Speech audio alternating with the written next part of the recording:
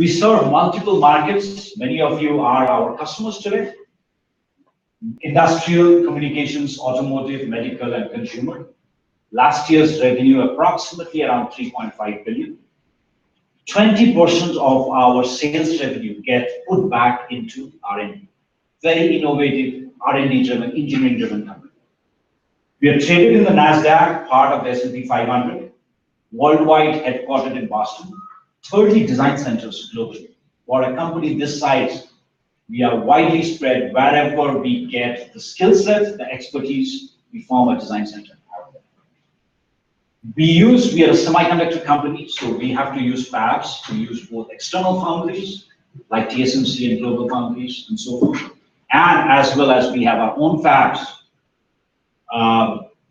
We have one fab in Boston, the other one in Ireland, in Limerick. 9,200 employees spread out in 23 countries.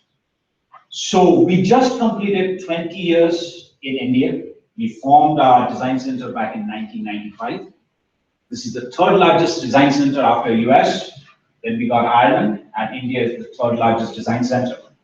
And over the last 20 years, this has become a center of excellence in multiple core areas, which what I mean by that is the entire product ownership lies out in India. In fact, the GMs of the group are residing in India. Processors and DSPs, MEMS, gyro, converters, application-specific products, automotive systems and software, wireless sensor networks, you guys are going to see a demo of that today. RF, mostly narrowband RF, consumer, high speed, and last group which got formed recently is the IoT platform team, is based out of India. 500 plus employees and contractors together in this site, and we are serving the Indian defense, space, energy, industrial, healthcare, and communication markets. 3 decades of sales presence in India, back from 1981, ISRO, HAL, all the defense DRDO guys and so forth has been our customers. We moved big into the energy space, like India was moving from the mechanical meters to the electrical meters back in the 90s and year 2000, last decade.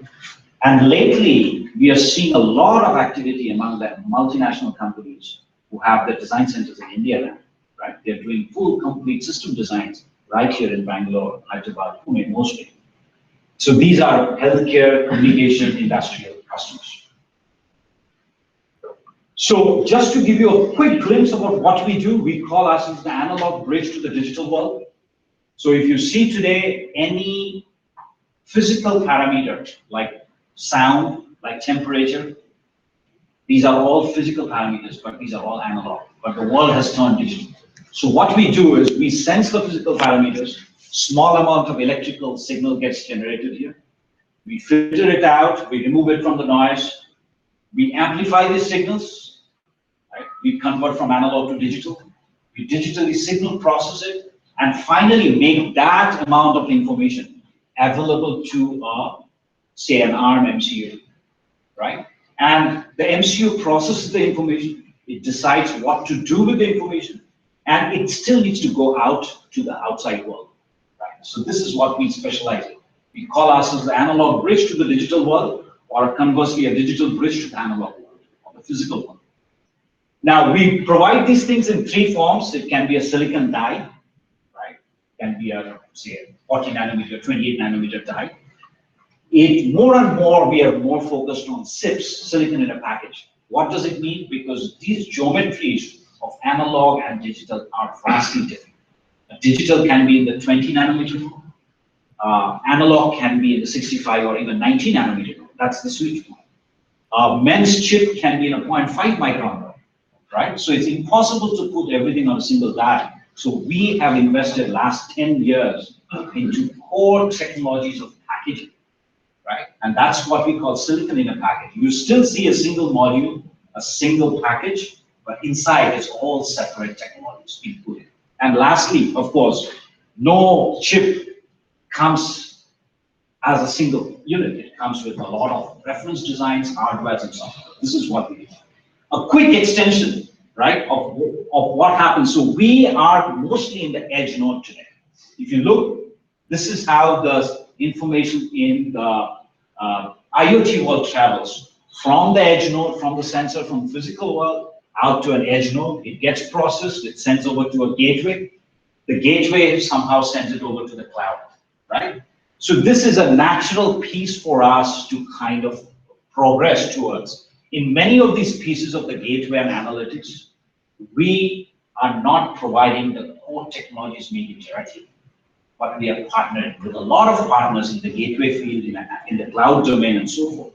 And many times, and you're going to see as I proceed through the presentation, if you talk about algorithms, if you talk about analytics, the whole IT world believes that analytics is all about somehow getting the data from the sensor out to the cloud and running that analytics in the cloud. I beg to differ on that. So the analytics piece, the algorithm piece, it's getting run at the MCU level, at the digital signal processor level, at the gateway level, and at the cloud level. And as we proceed through, we'll cite some examples and so forth on it. Now, let's go to IoT. You guys know about this whole $50 billion devices. The way we kind of classify is 60s, 70s, it was more the mainframe era, right? It was a single machine, hundreds and thousands of people working on that machine. 90s, 2000, things changed. It was more of the era of personal gadgets, right?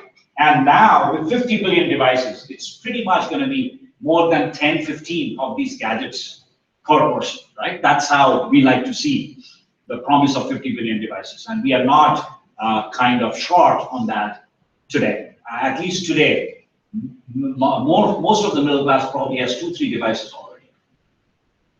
Now, where are we in the hype cycle? Okay, so you guys probably have seen the typical Gartner hype cycle. It has a technology trigger at the very early on. It goes through a very inflated expectations about what the technology can do. After a couple of years, or maybe after 6 to 18 months, it's a trough of disillusionment. And then it kind of comes back up. So the whole thesis, and this has been proved time in and time again, is we typically overestimate the impact of a new technology in the short run, and we underestimate the impact of a new technology or a new solution in the long run. So this is where every technology has gone through this. Now, my belief is we are right here today, right, in terms of IoT. Even if you asked me 6 months back, we were right at the top. And it is probably going to take another, and things are moving very fast. We're going to cover some of the scope. Within another 12 to 18 months, we'll probably be right over here at the bottom, right? So what you guys are going to see is a lot of supplier consolidations and failures and so forth are starting to take place. Okay, a lot of consolidation. At one point, we had 100 plus, 125 in last count, IoT platform companies. Last time I checked, it was already down to the 80s. Okay, so these kind of consolidation, many people, and this I will show you in the global startup landscape as well. The number of deals has gone down, but the deal sizes have more shift towards Series C, Series D. That means the successful startups are getting the funding, but the actual number of deals has gone down. The size of the deals have gone up. So that means things are shifting more towards, things are getting a bit mature. Okay, so let's move on. So this is typically a book, a report, McKinsey's Mapping the Value Beyond the Hype, and I encourage all of you to read this report. It's freely downloadable. Just search Mapping the Value Beyond the Hype, it will come up. Or you can see it on my Twitter and LinkedIn posts as well.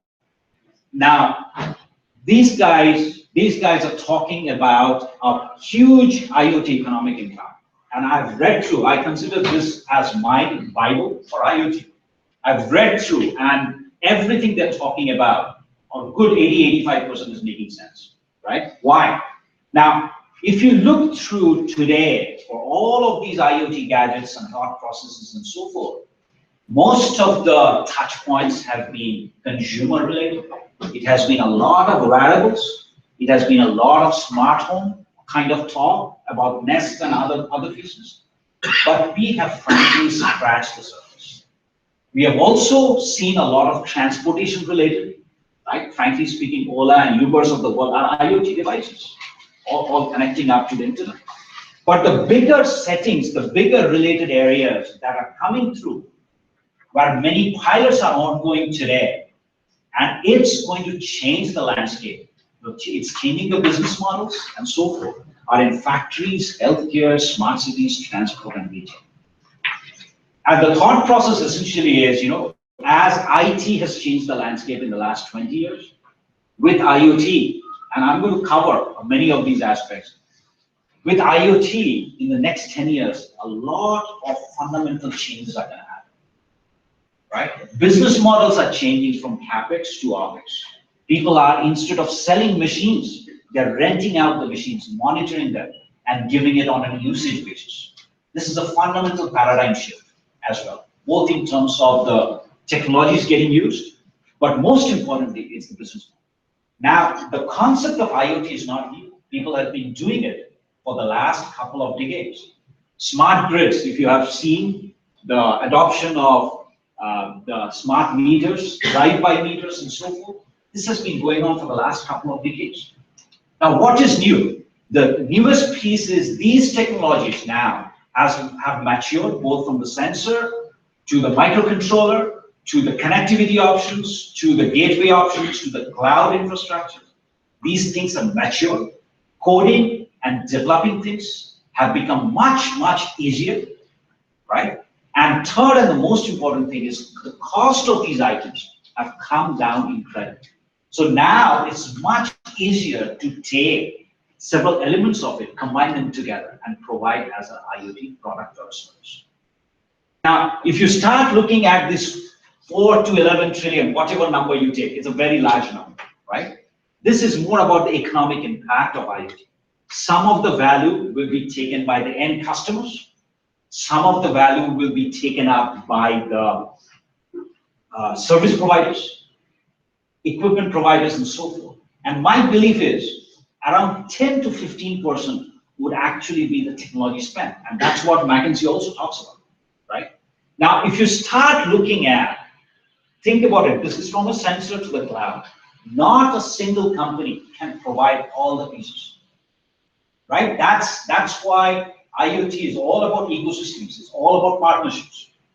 So if you start looking at which areas the technology spends would be, integration services, the physical setup, contracting project, managing operations, that's a big piece of the pie.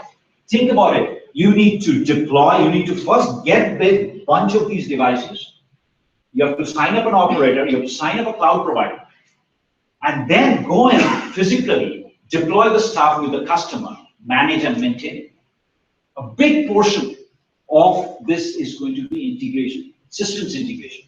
And that's why many of these companies, Accentures, the IBMs, the Wipros, the tech minders of the world, are gunning for this business as well. The second important piece would be the software and apps and development. It's a lot about algorithms. The way in the IT world business apps has happened. Business apps will happen out here as well. Based on these data points, what is the decision process within an enterprise, right? Software infrastructure, the cloud is a big piece of it. Security, right? You guys have also always seen how the Nest got hacked, how the Jeep Wrangler got hacked, and so forth. And the analytical toolset of software. The analytics, the big data analytics plays a humongous importance in this IoT.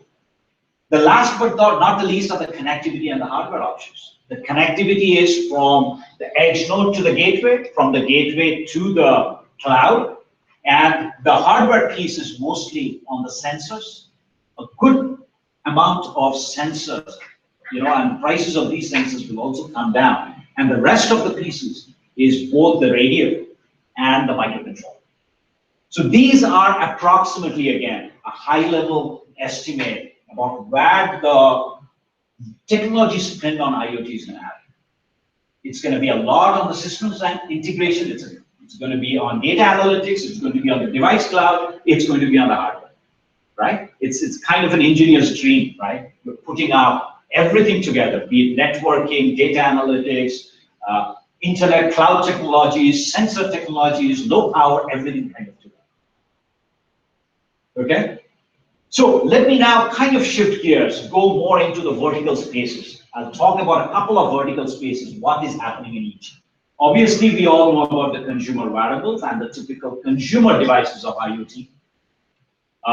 If you see 18 million smartwatches got sold last year, 12 million was the Apple iWatch, right? Close to 12 million. 40 to 50 million smart bands.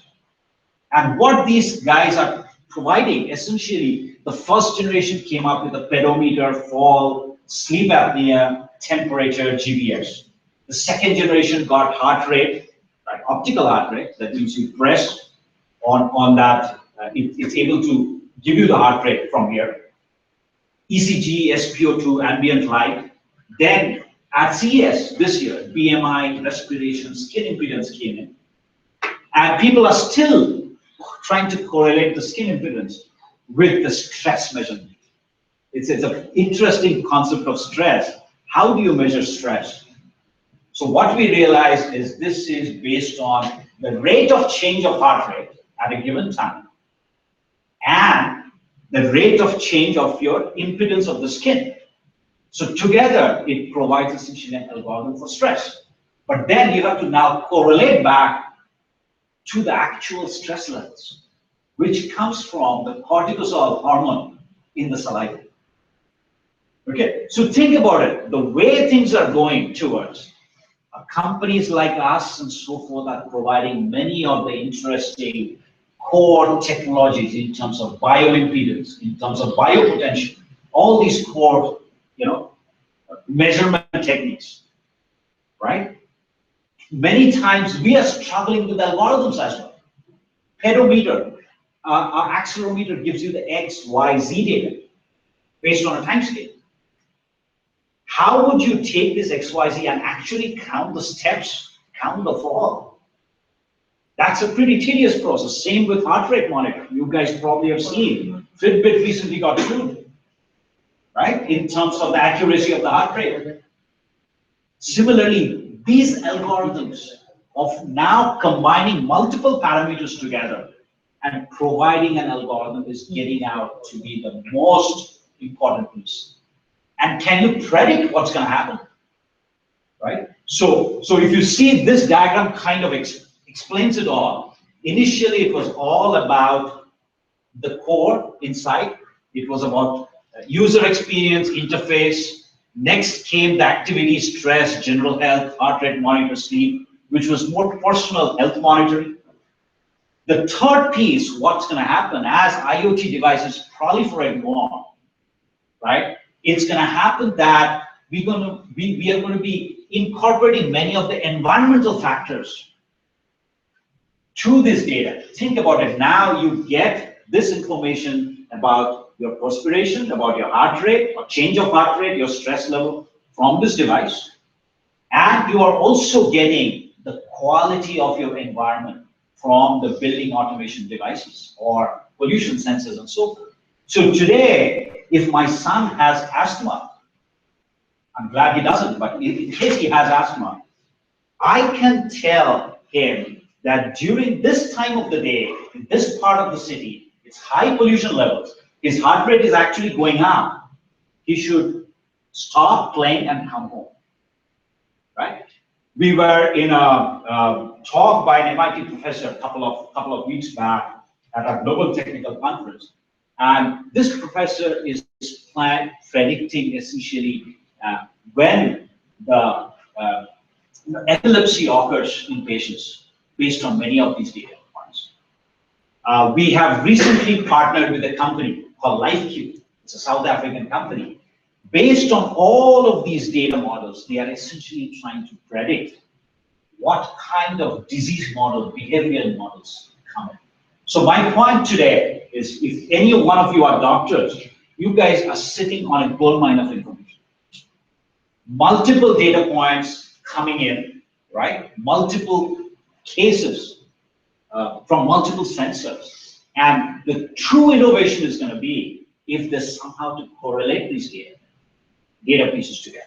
And that's the direction, in fact, the next phase of wearable evolution is going to happen. It's going to combine personal monitoring, environment monitoring, and then comes the feedback and control. You have to give some form of feedback back to the user. Otherwise, after 6 months, he's going to take the fitness band out, put it in the dryer, right? Okay, so what's happening in healthcare? So globally, you're going to see in hospitals, this is more about precision, more number of channels, more accuracy of imaging, more accuracy of digital X-ray, and so forth, smaller and more compact devices. And the other interesting trend that IoT is driving is rent versus buy. If you are a large medical organization going into a tier 2 or a tier 3 town, say in India, you can sell the machine, but this machine is probably going to be way too costly, right? So what is going on today with many of the digital X-ray machines and so forth, the large medical guys are thinking about even renting them out. They can monitor with IoT, they can monitor the usage patterns, how it's being handled. What are the machine parameters? In fact, these machines are already talking. They need to get the data out and then charge them based on usage based. And one of the basic problem is then the maintenance, the CapEx, the OpEx piece comes in to the CapEx model changes to an OpEx model, right? Instead of a capital expenditure, you go for operating expenditure. The other phenomena of what is happening is remote health. Clinical quality health bands are coming. They are probably getting in the stage of FDA approvals right now. As you guys know, in the US, a lot of approvals need to take place for these kind of gadgets to be clinical grade quality. That means the doctors and the hospitals are going to prescribe. We're still probably a few years off in terms of these devices coming mass.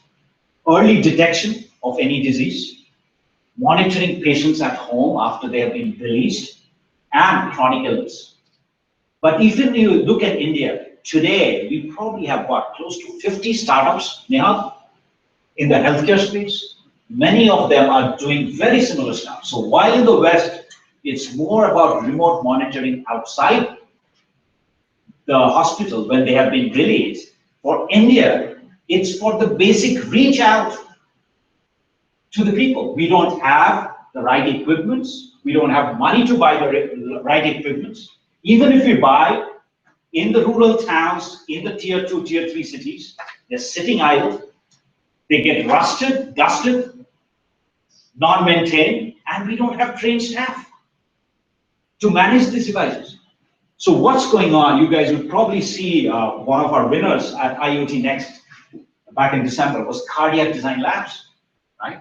This company is putting in these devices, 12-lead ECG devices, doing the processing on the mobile phone and sending the details back to the cloud for further processing, right? All these 65 algorithms that typically run in large ECG machines, costing several lakhs of rupees, tens of lakhs of rupees, are being run on a simple mobile phone. Lots of pilots are ongoing with Manipal Hospital, Apple, and so forth. You guys should check out Cardiac Design Labs. Now, if you look at smart grids, couple of things has already happened. If you look at the transmission side of the system, SCADA networks have been put in. If you look in the distribution side, even in factories and large commercial buildings, you're going to see a lot of these three-phase meters. The power quality gets monitored. There is time of use pricing as well for many of the commercial and industrial establishments. That means they get charged based on different rates depending on the usage and tier. But what has not happened, and that's where the opportunity lies, is in the entire distribution side. This includes monitoring the transformers and the stuff on the grid, on the distribution grid. This also includes putting in the smart meters, right? The other piece which is starting to drive distribution automation in the big way, couple of things. First of all, in Germany, places like Germany, US, and in India, it's soon to happen. We're going to have a lot of these solar panels installed on rooftops, which means instead of a one-pass flow from the generation, transmission to the distribution, we will start to have distributed generation, right? So when you start feeding that electricity back to the grid, you have to monitor big time the grid in terms of what's the quality of power you're feeding it. What is the power factor? What kind of harmonics are you putting in? Is the entire grid going to go down? These kind of challenges come. And the second piece, as electrical vehicles get more popular, you're going to see a big draw in few spaces, right? So that kind of power quality metering has to be present in a very consistent manner as well. And large amount of metering with much accurate data, 3-phase and so on. So what we are seeing today globally, in US, actually 50 million households, I think it is close to 44% of the population. So US is typically 110 to 120 million households. 150 million actually have smart meters installed today. That means the data is getting out every few seconds over to the back utility grid. The utility grid is doing time of use pricing. Europe has a plan of, Western Europe has a plans of getting 80% of the smart meters by 2020. Asia has been slow to adopt, even in China and Japan. India, we are aware of one pilot, one major deployment has happened in Maharashtra State Electricity Board. 3 million meters, smart meters have been deployed. These are all 2.4 gigahertz meters. And in Gujarat and MP and a couple of others, several millions of meter pilot tenders are starting to happen. And probably in 15 to 20 other utilities, pilots are ongoing. Distribution automation, even though people are talking about it, it's still a bit early. People are doing it in those regions where solar panels are getting put in. They're putting in reverse meters. They're monitoring the power in a much more granular sense, and so forth. Okay, so that's kind of the situation globally in terms of this has happened, this piece is still TBD. Okay, so smart homes, this has remained a pipe dream, frankly speaking, from the 1970s, right? A lot of effort has been put in, multiple companies have come in, they have got bust. Several protocols back from the wired days of BACnet, now to Thread. I would probably say Nest thermostat was one of the major successes. It was approximately, till that security glitch hit Nest, the number which I saw was close to 4 million devices worldwide. Probably 3.5 million was in the US. And just imagine, out of the 10 million thermostats that get sold every year in the US, close to 3.5 million was Nest. So they had actually penetrated the market. People were willing to pay $249 for getting a Nest thermostat, right? Versus the cheap thermostats you guys can get for $40, $50. Okay, white goods, again, this is not really a customer pain point or customer need. They were doing it, and I had, back when I was at Netgear, we were working with companies like Whirlpool and others. This was more in terms of maintaining the relationship with customers, warranty and maintenance. That was the primary driver for these guys, okay? But this remains a niche. Security is always a threat, right? But good news is prices are falling. Frankly speaking, in India, I have seen close to 35 to 40 smart home startups. These guys are fabulous in terms of some of the user interfaces and so forth. But the challenge they face is, what is the critical price point? Till what price point will it come down so that people like you and me are going to take it and deploy, right? I don't think we are there as yet. Yes, some of the builders are doing it. That's another business model. They give you 5,000 rupees and they sell it for 5 lakhs, right, to the end customer. That's happening. But again, this has been a bit of a difficult space for the startups. On the other hand, if you start looking at smart buildings, there's a humongous scope in there. So a lot of buildings, both in the Western world and out here, they are going for safer, greener, and more productive buildings. Right? In India, this is more in terms of the green aspects. It's not the green. Let me take it back. It's more reducing energy costs, right? And energy management, both in terms of lighting and HVAC. If you can detect how many people are in that conference room, or how many people are in that location, you change your HVAC settings accordingly. You raise slightly the temperature or do some amount of profiling so that you optimize your energy usage. Same for lights. These are the two main culprits for commercial buildings. Now, what is going on is for safer buildings, mostly in the Western countries, they also want to know about occupancy and personal tracking. What if there's a fire in this building?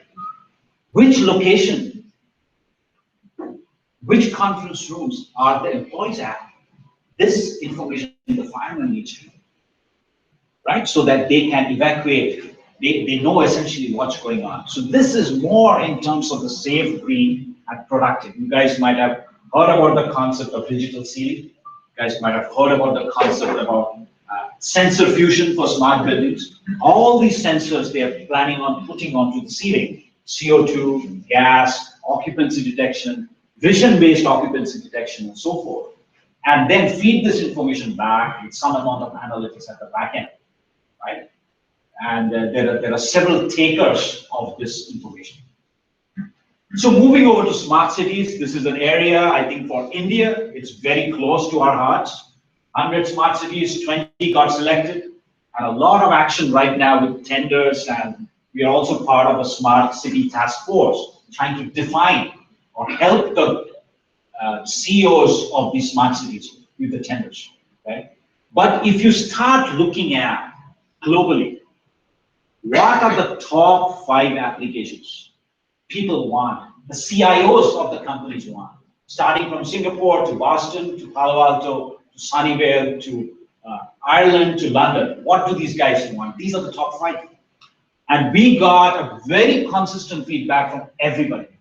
The first one is what they call G2C, just like B2B and B2C is government to consumer. E-governance, security, transparency, that's the top item. The second piece is security and surveillance. This is more in terms of safe cities, right? And think about it. In US, a pilot is ongoing right now. This is not just about visual. They are putting in a series of microphones around the city. And as soon as you hear a gunshot, they're trying to even pinpoint the source of the sound, the location of the sound, so that they can immediately send the cops out there, right? Multiple areas of security surveillance. Traffic management. We complained about Bangalore, more or less, right? It's different degrees, but the traffic congestion is everywhere, right? For example, we were talking to the CI of Palo Alto. He was telling me that many of his constituents are the Google cars and so forth. These guys want a lot of information from the traffic poles so that they can reroute, plan things. And when I asked about the Google Maps, it's still apparently somewhat delayed. So again, traffic monitoring, queuing the traffic signals, road safety for pedestrians, for cyclists, are coming out as the top concerns for CIOs of the cities, including India, the traffic management and congestion piece. Street lighting is another big piece. What is happening today is they are moving, all the cities are moving from CFLs to LED bulbs. That move is happening, nevertheless. It's saving around 40 to 50% of the energy. Now, essentially, they are saying, hey, if I can put in a small amount of RF on the light, it's probably a 10% incremental cost on top of my entire LED lights and fixtures, but I can monitor my things better.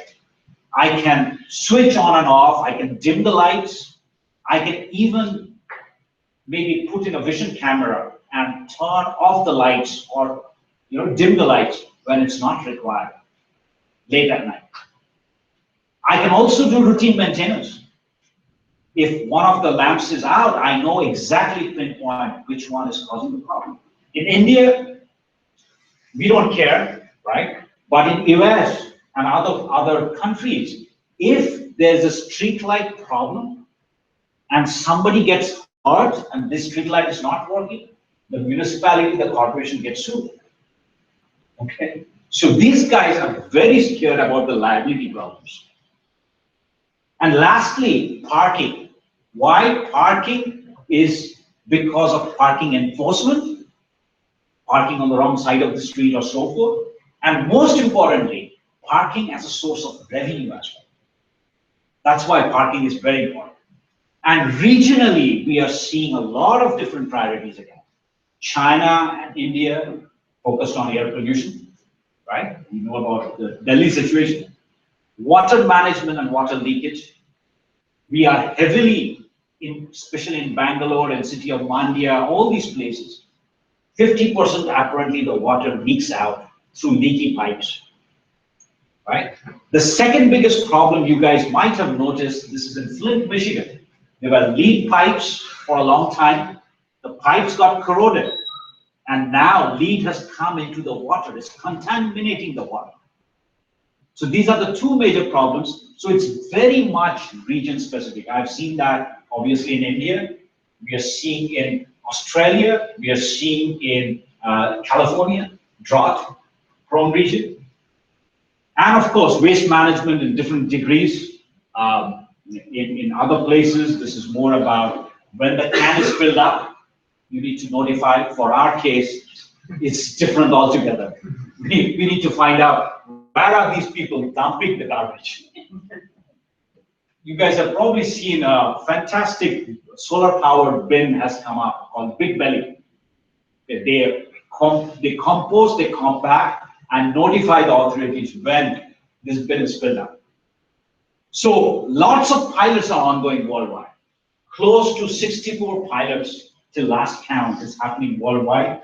It's a large systems integrated approach. The IBMs and the Ciscos of the world are the largest players in terms of doing this pilot.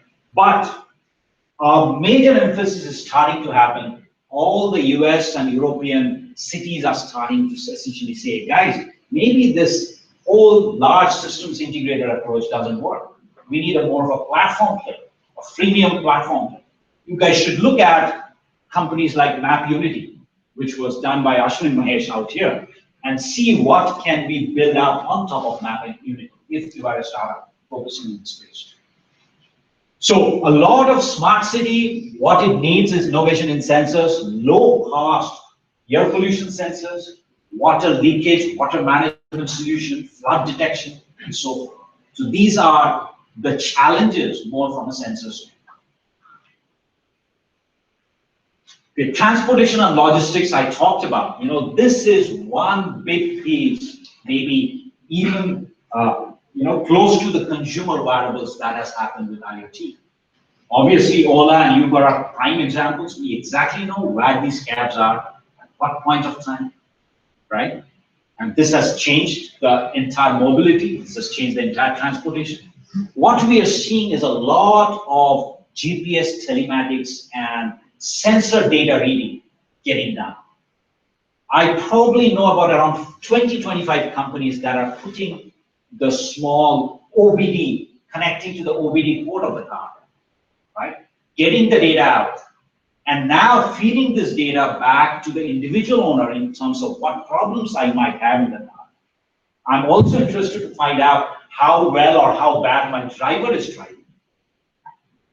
And this is an excellent bit of information for the fleet management owners, be it the trucks, the car fleet companies, the mega cabs of the world, and so forth. Mega cabs of the world. And the most important piece is it's not just the track and locate. They are providing in the personalized car maintenance piece per car. They're providing driver behavior. Many of the insurance companies are now getting interested in getting to know the driver behavior. So that piece is happening very fast. A classic example I wanted to point out how this whole business model is changing. You guys all know Michelin is all about selling car tires. But today, they are selling cents per mile, right? They are essentially giving out the tires for free to the car fleet managers and say, we are going to charge you X cents a mile for maintaining your car tires. We will notify you when the truck needs to come into our warehouse. You're going to maintain the tires, you're going to change the tires all for free, but we are going to charge you X cents on that. So think about it. With monitoring of these tires, the quality of the tires, the temperature of the tires, the threading of the tire, the entire business model is changing. Instead of selling tires now, they are selling miles for the trucks. Okay? So quick piece about agriculture, two drastic different worlds. Out in US and other large countries, this is more about automated farming. This is all about how a single farmer is farming 100 acres of land, right? Automatic farming machines, tracking with the GPS and making sure these are automatically moving on the right threshold, right points. But in India, other emerging countries, we have all small tracts of land. We have a lot of people, right? So we need more advice in terms of soil, pH, fertilizer use, irrigation, what to plant and when. I urge you guys to take a look at the TCS. It's called Mobile Krish. It's a fantastic platform they have created for the agriculture farmers. Again, a lot of things need to be done. They are all waiting for many of the low price sensors as well, but they have solved some of the problems for agriculture. Drip irrigation is a big key for us. And frankly speaking, if you start looking at IoT, at the end of the day, yes, there are technology pieces to it, but if you are approaching from the technology side, you are getting it wrong. You need to approach it from a business standpoint. You need to see what problem am I solving for the customer? What kind of, can I change his current top line or bottom line with the solution that I'm proposing? These are the two things that he counts on. Okay? And then you need to start looking from a systems integration standpoint for those guys who are putting the vertical integration out. How are you going to solve it? What kind of wireless technology? Does it make sense to use 3G, or 3G is probably going to be way too costly? You need to put in a wireless sensor networks. Also in India, we need to look at models. Out here, you have to put in, because labor is so expensive, you need to put in the right sensors, you need to put in a 3G connection out to get the data. But in India, you could simply send a person per day once or twice even, paying 20 rupees to kind of stick a sensor onto the ground, connect it up to the mobile phone and send the data out. Again, it's all about economics. IoT is all about economics. So quick piece about the smart factories, industrial automation. We are seeing three major trends in case of industrial automation. A lot of supply chain and logistics getting solved with IoT. Number two is factory automation. If you see inside a factory, a lot of these automation has actually happened with PLC, SCADA networks and so on. The interesting piece is they are not touching that network at all with IoT. It's a control loop mechanism as well. So what people are doing, they are putting in a bunch of IoT devices, sensors and so forth. They're getting the data out over to the cloud. Sometimes we call it from the job floor to the top floor, right? Information. And then based on that data, they are making manual interventions. It's not an automatic intervention, right? So that is what is happening. The biggest piece what we are hearing, and if you guys can pick a couple of cases and solve this problem. Predictive maintenance.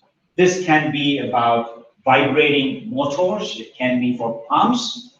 They want to know when this damn thing is going to fail, right? And a lot of prediction and so forth can actually be done. Think about it. If the bushings start wearing out, you will start getting some amount of vibration on the motor. A simple accelerometer, tri-axis accelerometer, can detect that.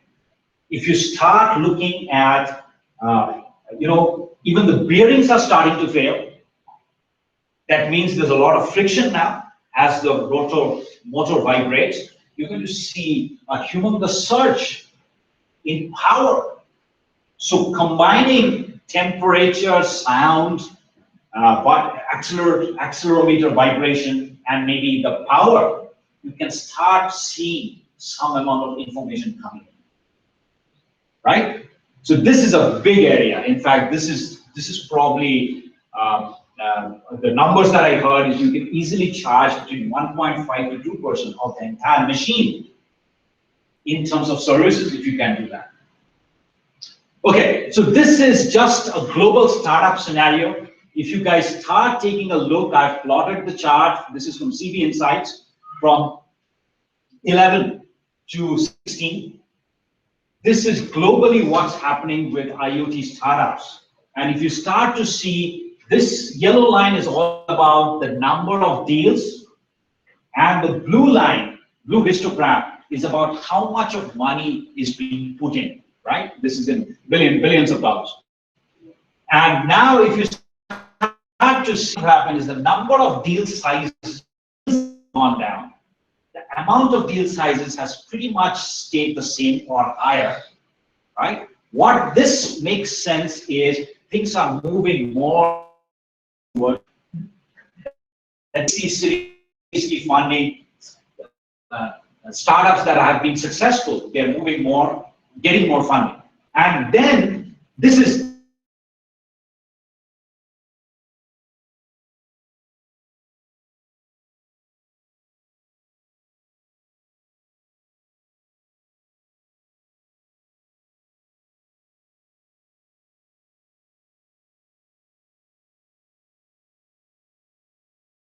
and these use cases are just starting to emerge.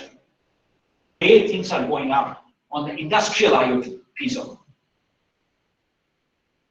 MaterMark, if you guys Google MaterMark, the top 100 IoT startups, 48 of these IoT startups are based. Total funding for these 100 IoT startups has been around 6.2 billion. Job boards, some of 5. 31 of them are in late stage funding cycles. And I urge you guys to look at, I'm going to post these links and so forth on my Twitter and LinkedIn account, complete IoT startup list, global startup list of 1,200 startups. Have a look.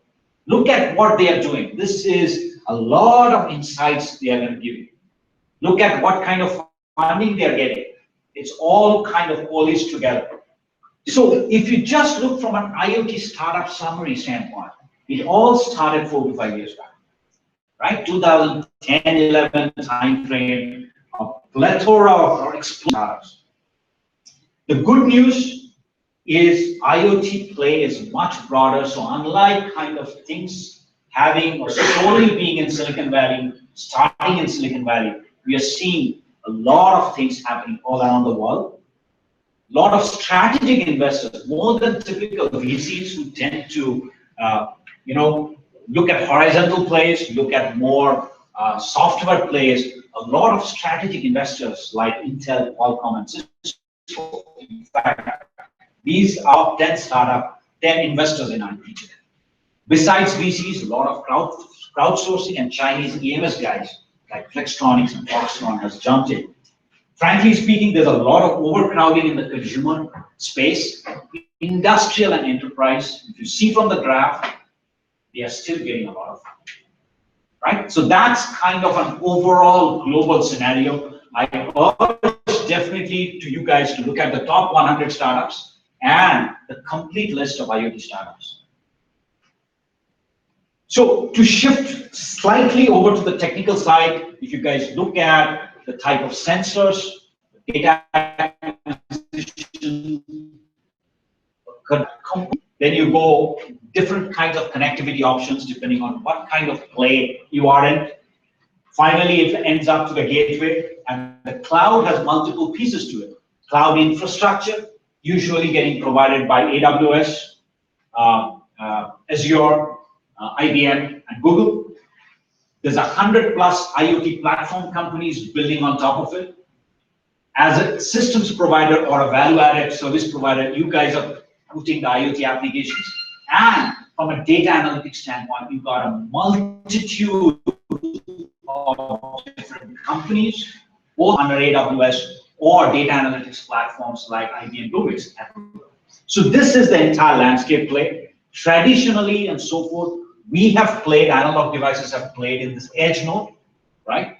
But we are also realizing that as data goes from the edge to the gateway to the cloud, and we are the source of data, we can analyze many of these pieces, be it at the edge, gateway, or the cloud. So if you ask anybody from the IT world, he's going to say, or he or she is going to say, IoT is all about sensing, somehow get it over to the web, get it over to the cloud, and I will do all the analytics for you. That whole piece is going to break down if you start looking at from an economic standpoint. Your capex is going to go high up. All the revenue you generate, you're going to give it to an operator. And thirdly, I know you'll be happy, but that is from Reliance. But thirdly, the biggest problem is your battery is going to die out very fast. And we all know today it takes less power to compute than power, the more power it takes to transmit. Just keep your BLE, 3G, and Wi-Fi on and transmit continuously. Just take an example. You got these accelerometers inside your device.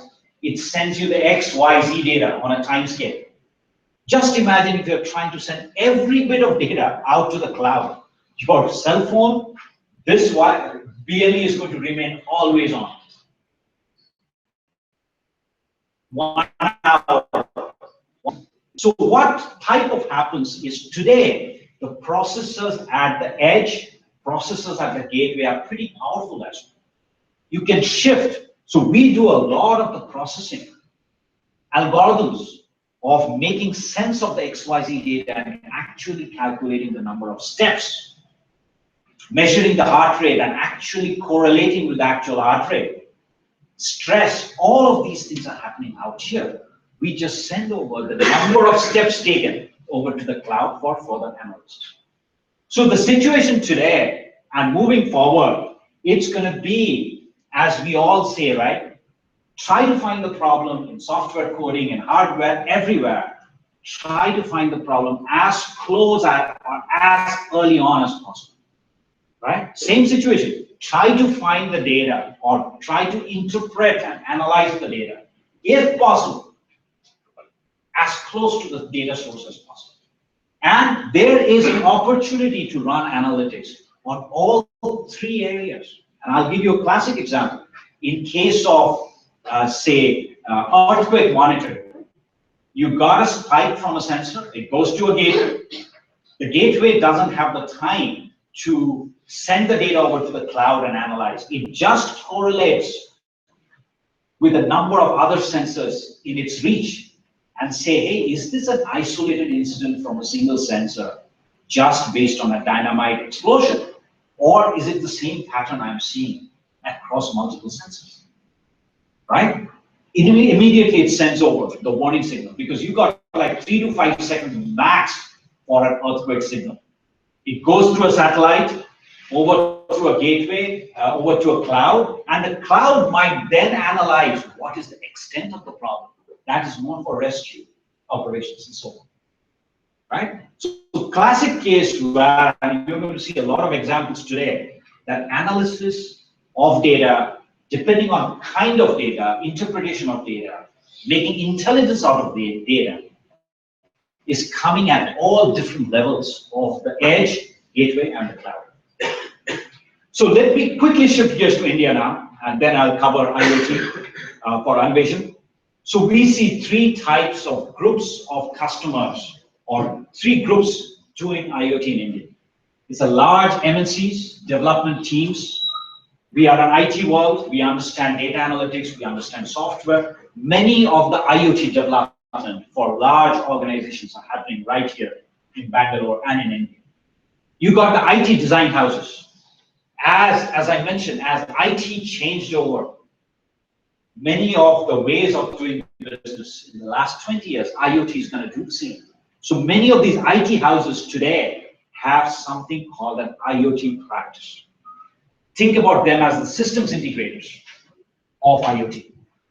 And there are 300 plus startups. I would say close to 90 to 90 would be more focused on IoT-enabled services, right? And this is a call to you guys that as you scale up, think about what are your differentiating factors, because large deals and so forth, these guys are going to eat your lunch. So how are you going to defend your turf if you guys are just doing plain simple systems integration? And 5 to 10% I'm seeing, they're more focused on the horizontal play.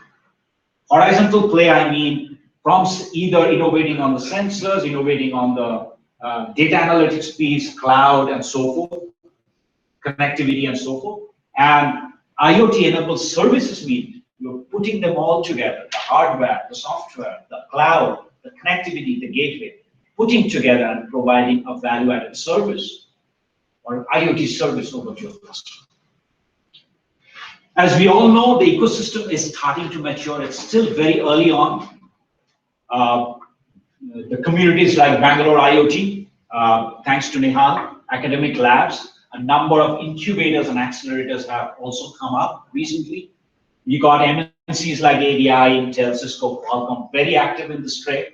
VCs, angels, to a certain extent, they're still sitting on the sidelines, but a couple of deals has happened.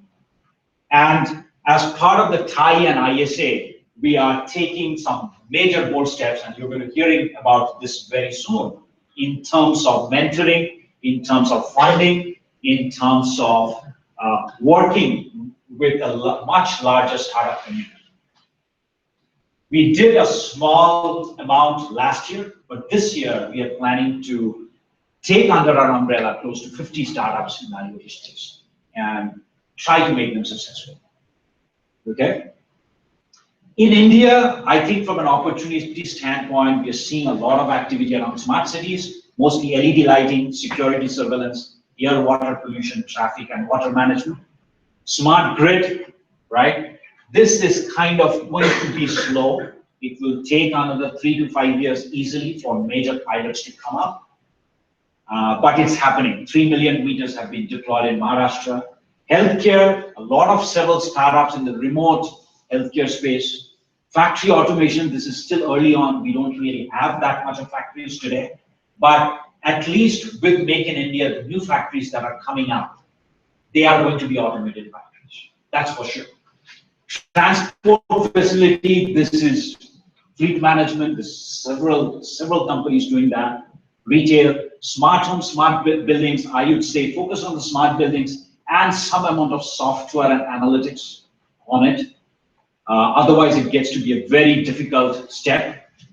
Consumer wearables, few innovative startups, but the challenge is it's very difficult to innovate just on the hardware.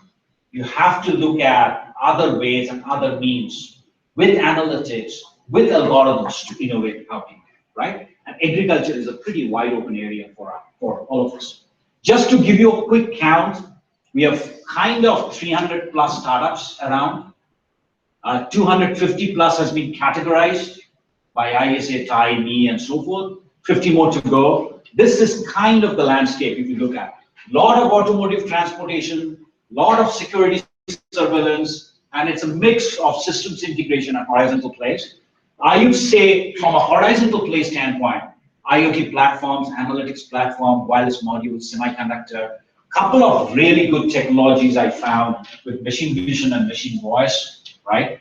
And a bunch of them providing education and training. So these are the vertical players, these are the horizontal players. Frankly speaking, what we need more is more depth, more domain expertise in a certain area to make many of these things successful. You have to differentiate. That's why I asked you guys to start looking at these startups globally, what they are doing. If you look in the valley and so forth, a lot of data for many of these startups. They are innovating, they are differentiating, they're looking at the next steps. Many of the startups for us, we are still doing systems integration, right? And it's very difficult unless and until you're putting in some kind of an IP, learning from the systems integration, coding it up in some form, right? So that others cannot enter the market that fast. That becomes for a start. Most of you guys are doing systems integration. The question is, either you need to move really fast or you need to differentiate, right?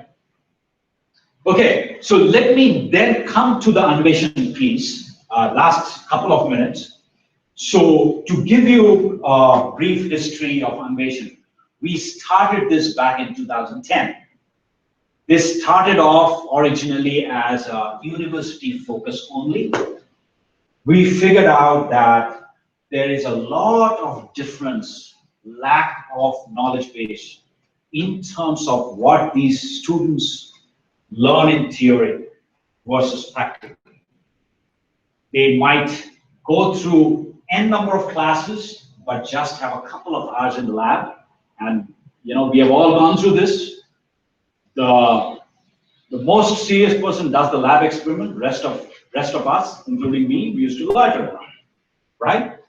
So what we did back in 2010, we reached out to 30 universities, selected around 10 teams, and got them onto a path of teaching them system design.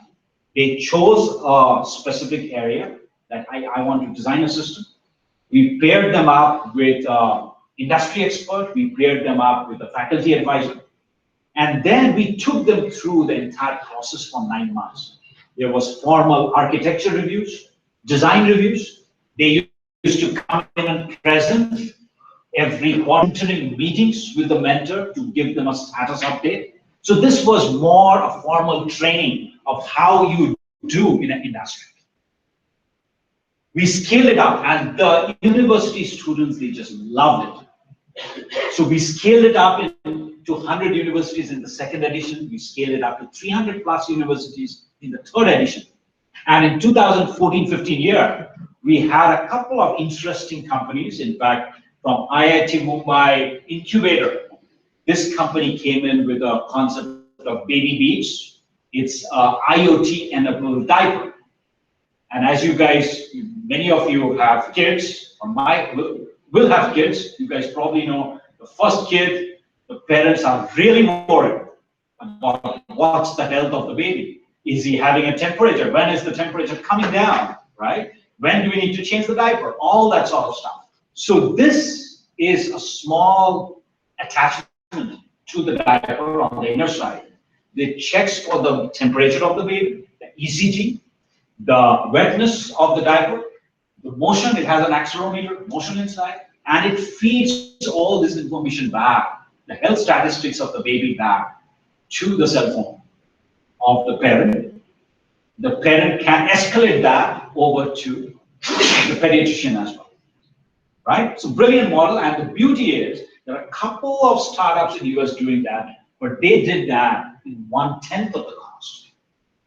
Okay, so these guys are just forming up the startup formally now to take it forward. And a couple of really good other pieces as well.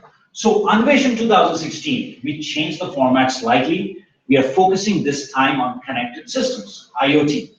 And I will go through what are the aspects of IoT. And this time, we realize there's a lot of makers, a lot of hobbyists, a lot of startups in the IoT space. And we are opening this up to both the student community and the professionals. Obviously, they will be judged and judged separately, right? So next, let me come back to this whole innovation. So frankly speaking, this is not a hackathon or makeathon. We have had enough number of hackathons and makeathons in Bangalore or other places in India, right? And the whole point is, yes, today, to get a system built, to get a bunch of data points from the sensors out to the cloud, that's a pretty easy thing. It's a 2-day, it's really a hackathon, makeathon affair. Right? But you're not doing something more deeper. What in India we need today, if you look at the startups globally, see what the Indian startups are doing. We need more depth, more focus. We need to focus on a certain area, go deep, learn, do some amount of domain expertise on that, and build something more useful, more IP out here. That's the whole thing about this. Is open to professionals, university students.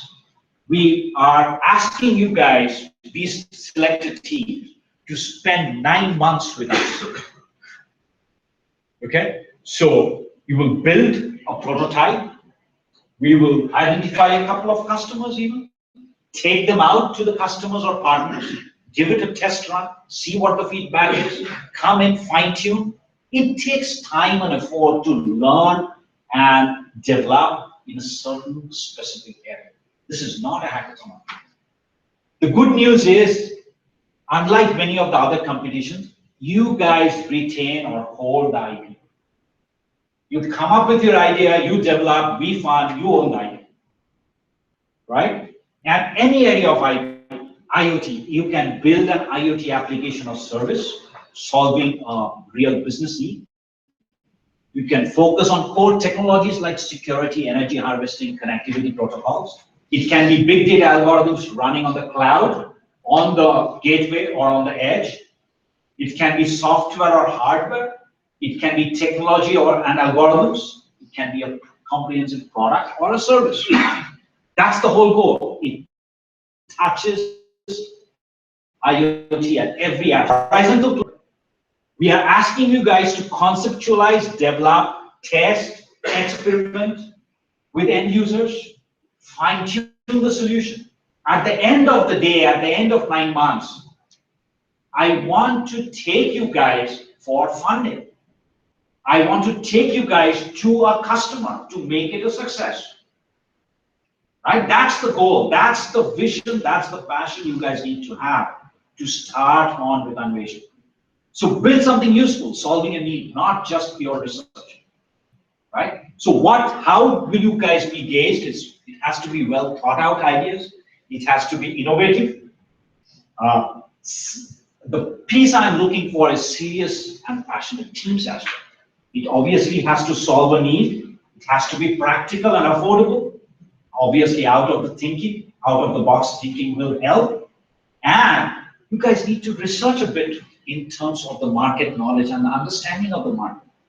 What are the other players doing? What I'm developing. And today, many of the startups I find, they start from the technology up. Hey, what if I can fit building smart home technology with a wireless light? Guys, that wireless light has been done. What's additional? What's new are you guys building up? Is it some kind of an analytics play? Is it some way of conserving energy during these transfers? Think through that, and market knowledge and understanding about the space that you're playing in. And that's why it takes time. That's why it's not a hackathon or makeathon for 3 to 5 days or even 3 months. It's a 9-month effort. So just a quick process and timeline. Register your teams immediately. Right? We'll probably give an extension, but don't wait for it. Register your teams. We are expecting proposals by 31st of May latest. Round 1 selection will be done by June 15th. Finalists will be selected based on a lot of conference calls and discussions with you guys. And the next 9 months, you guys roll up the sleeves, develop, test, pilot, fine-tune. Winners will be selected based on esteemed internal and external jury members. Cash awards up to 3 lakhs of rupees will be given. And the teams, this is the benefit makers, startups, the IoT Bangalore community is going to get. The teams will be showcased to potential customers, investors, industry experts, industry bodies, media, incubators, and accelerators, and so on. Okay? Now, again, this is just a big laundry list of some applications I threw out because I hear from both local customers all the time that these are pertinent problems. Image video analytics for CCTVs, young CCTVs. How can you make them smart? What kind of algorithms would you run for image video analytics to make things easier? And all of you guys have taken a lot of image processing classes. Today, we are going to showcase you a platform. Think about it. What innovative applications, software algorithms you can build on top. Water management and leak detection. Guys, big area, humongous area. Affordable soil, moisture, pH testing, and analytics for Indian farmers. The key out here is affordable. Technology solutions for traffic management. Think about it. Even if it's based on vision analytics, even if you can measure the length of the queue of traffic light or the traffic pile up, you know when to change the light from red to green. Today in India, this is just static. Or a cop is standing on the roadside, changing it from red to green. Energy harvesting technologies, lower cost pollution monitoring sensors, and calibrating. We are going to send you, just search consumer physics partnership with ADI. Very interesting concept we came up with.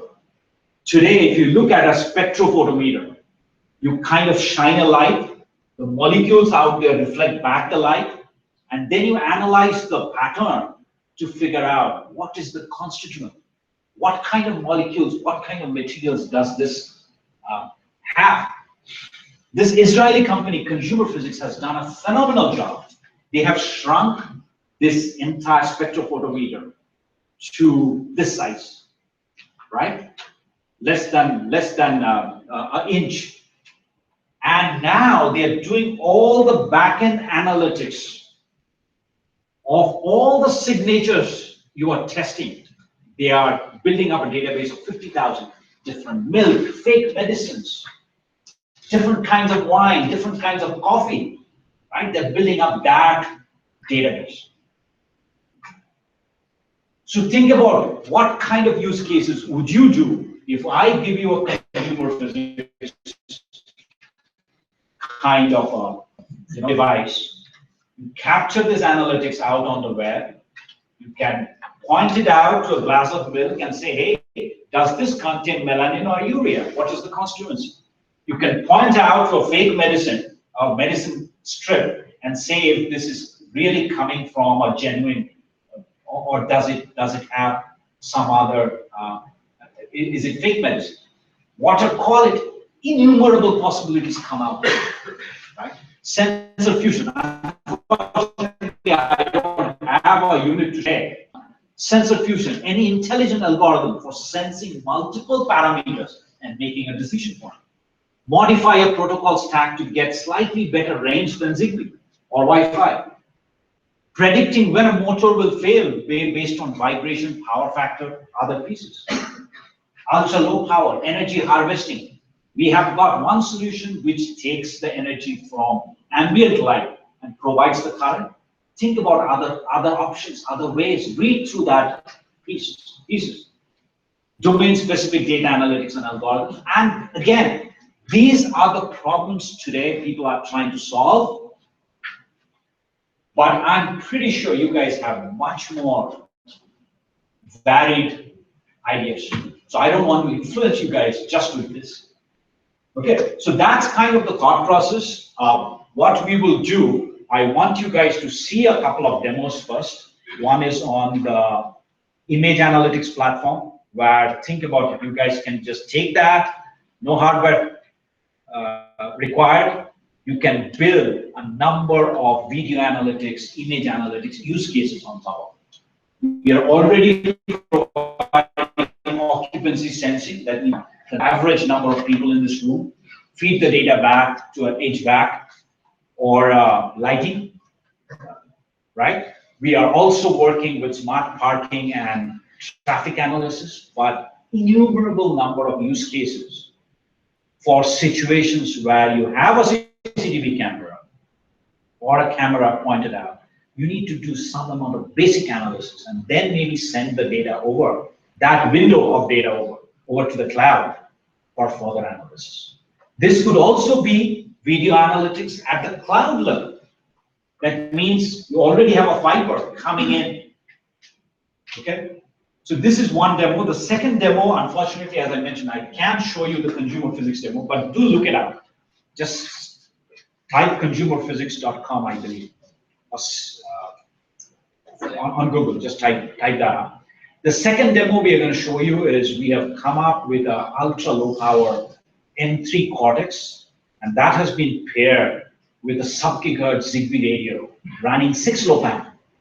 6LoWPAN is a wireless mesh networking, right? So why don't we just divide into two groups? Maybe this group goes over to see this demo first. This group goes over to near the main door to see the wireless demo. We have a bunch of snacks at the cafeteria, and then I will be available and the other mentors will be available for any questions. Okay, sounds good? Okay, great. Thank you.